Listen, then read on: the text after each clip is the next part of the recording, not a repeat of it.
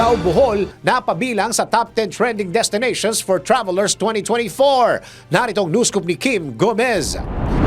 Napabilang sa top 10 trending destinations for travelers for 2024 ang Panglao sa Bohol ng international travel agency na Booking.com. Inilarawan ng Amsterdam-based agency ang Panglao bilang greenest destination sa Pilipinas na mainam para sa mga turista na naghahanap ng magaan na island life habang pinagtutuunan ang environment conservation. Kinilala rin ng Booking.com ang Alon at Danau beaches, gayon din ang outdoor activities sa isla. Kabilang ang island hopping at mga diving spots sa lugar. Maliban sa Panglao, pasok din sa listahan ng Beppo sa Japan, Valkenburg sa Netherlands, Vlore sa Albania, Chemnitz sa Germany, Rotorua sa New Zealand, Cairns sa Australia, Buenos Aires sa Argentina, Portland sa USA at Merida sa Mexico. At yan ang news scoop. Ako si Kim Gomez, nagbabalita ng tama, naglilingkod ng tama.